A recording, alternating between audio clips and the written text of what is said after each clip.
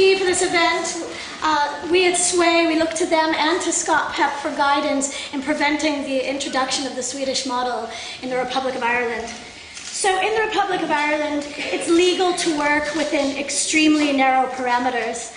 We have to work alone, we have to work indoors, we're not allowed to solicit, and similarly, no one, not even a partner or a relative, is allowed to share in our earnings. So we at SWAY have spent the past few weeks firefighting.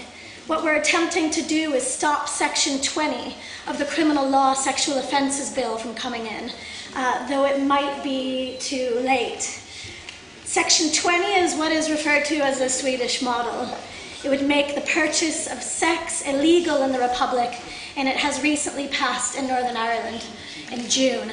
I was just handed there a cell phone with a piece of news that apparently there has been, finally, since June, a whopping 1 arrest made in Northern Ireland.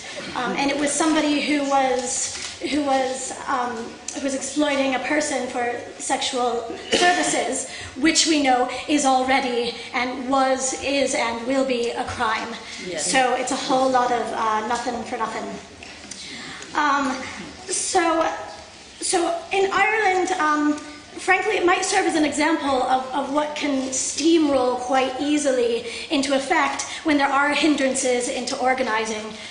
Though SWAY have been fighting for the rights of sex workers long before I was even in Ireland, I think that we're now realising what a difference it makes, thanks to Open Society Foundation, to finally have a desk to sit at and hours allotted for this work specifically.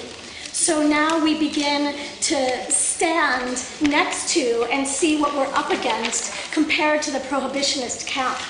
And, you know, these people have been funded and supported in their work for so long that they're no longer asked to reference their stats. They're no longer asked to explain where they got this information that they're basing this policy on. And, you know, they're the dominant narrative, and in fact, they're the vocal minority. And they're not held to making policy based on evidence or even do thorough research and surveying of the very group of people whose lives their laws will affect. So what we've been doing is meeting politicians on a nearly daily basis right now, because this bill is in the second of 5 stages to come through. What we're encouraging is that they propose an amendment to remove the section until at least some thorough evidence has been done. And if we can't get that done, frankly, we're going to, in the very least, ask for a year review, a sort of get-out clause after it passes. What we're finding in these meetings is quite interesting. People are coming out of the woodworks in support for us. And they're going, we get it. We actually really get it. And they are saying to us quite explicitly that they're near unanimously unwilling to speak up and to speak out because of an upcoming election. So that's what we're looking at. So we're kind of, in the moment, we're bombarding people with post-2002 evidence. We're trying to make a space for people to be able to turn around and say, we got it wrong. We got it wrong, and we're trying to show them this new evidence from 2012 is when they made this policy. So we're showing them all of the evidence that has come out after that to say, at least you can use this to say, we got it wrong now, look at this new evidence, we didn't know this before. So I approached a senator who was instrumental in creating Section 20 at the time, and she tried to cut me off by saying they had already taken submissions. So I mentioned to her that their call out to sex workers, which was an ad placed in a newspaper, I said that's hardly going to garner a response that reflected us. I said that we are an inherently disparate industry and not necessarily individually inclined to write up a submission for the government or to go sit down with politicians.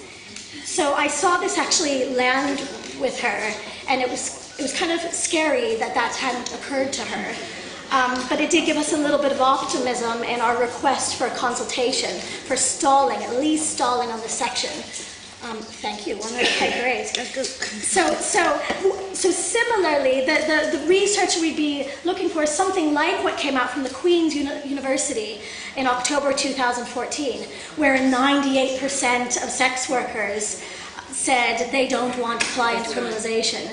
Now again, I think what we look at it, what we can see is that when there are hindrances to organising, even when there is obvious evidence, it gets railroaded. So on one hand, we see Minister for Justice Frances Fitzgerald. She made this sex purchase ban that has passed to 2 of 5 stages, and she remains unconcerned about research such as the medical journal, The Lancet, stating that full decriminalisation specifically could avert new HIV transmission by up to 46%. And on the other hand, just on Wednesday, we have the Minister for Health, Leo Varadkar. He passed Ireland's very first sexual health public strategy for the next 5 years with not one single mention of sex work. So we at SWAY are taking this opportunity to utilize new resources to basically take our time to do the work for them.